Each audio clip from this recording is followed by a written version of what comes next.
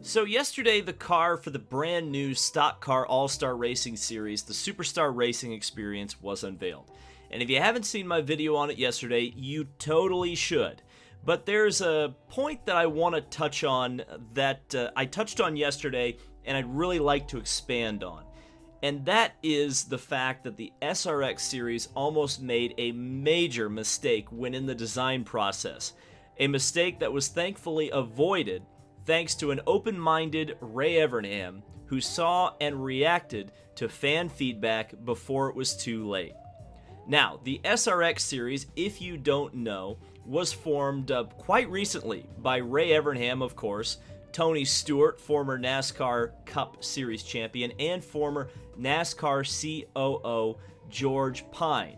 And that was announced on July 13th of 2020.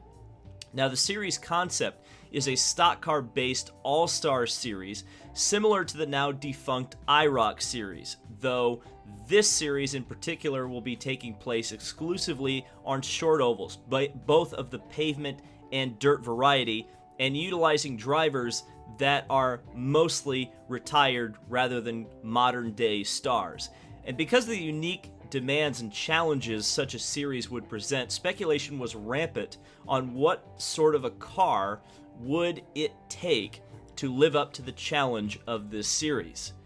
Now on July 28th, we started to get some answers. The SRX Twitter account posted a teaser of a concept drawn up by Ray Evernham himself, who was working on the car.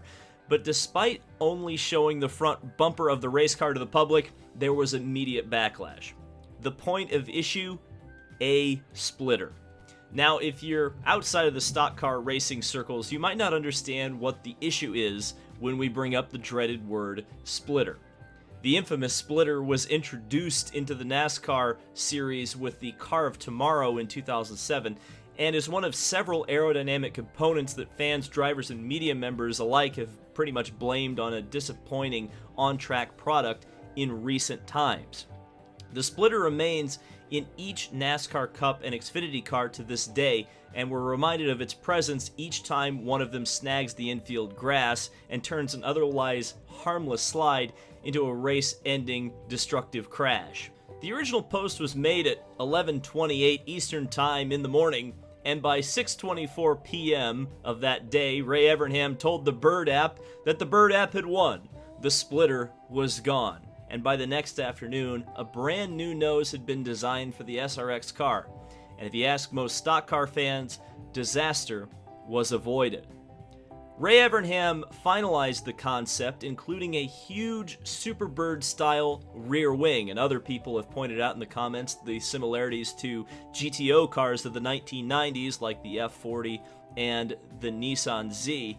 But here's Ray's own personal explanation of the concept, and I think it's really interesting to listen to because, of course, this is Ray's concept, and this is what he thinks it will bring to the SRX series. We wanted a car that was different. We wanted a car that was special. This car is going to run on paved half-mile type ovals. It's going to run on dirt half-mile type ovals. It's going to be able to turn right, left, shift, steer, brake like on road courses. But again, we wanted something that was signature to SRX. So you see the sloped nose with the louvers and kind of the flat nose. That's what, when we run the dirt, that'll keep the dirt from packing in the front of the car. It'll also allow some aerodynamics, and the louvers, and that X is the grill opening, for SRX.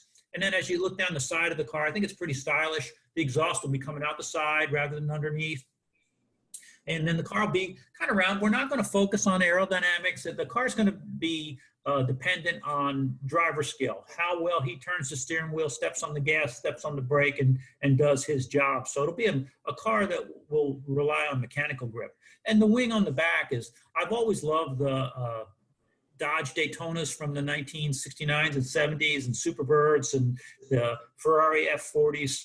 And that wing is really about styling. Now, since then, SRX has contracted Fury Race Cars, a company which builds super late model cars, to construct the chassis for this series. Now, the completed chassis that was revealed to the public yesterday is the only one of its kind, and the first race is scheduled for June, so they've got a lot of work ahead of them to have a full field for the first race. But not only was the chassis unveiled yesterday, but it had its first shakedown runs. And believe it or not, the driver was racing legend Ken Schrader. Really cool. And I have to say, just based on this alone, it's encouraging, despite the amount of work still to go before the opening race in June, that they're willing to listen to fan feedback. That may really be an ace in our SRX and their pocket versus, say, well, let's just say it. A lot of people are drawing the NASCAR comparison. I drew it in some ways yesterday. One thing that I think NASCAR's criticized quite a bit for, and really a lot of racing series are, is perhaps they don't listen to their fans quite as much. It seems like this is a series that's going to be very engaged with the fans. Whether that's a good or a bad thing, that's going to be what we'll find out in the future. So what do you think? Was this the right move to make, axing the splitter? Do you think it should have been kept? That will be an interesting discussion if anybody agrees with that. But let me know down in the comments, as well as any other thoughts you have about the new SRX series. Thank you guys so much for watching. This has been David Land on YouTube, and we'll see you in the next video.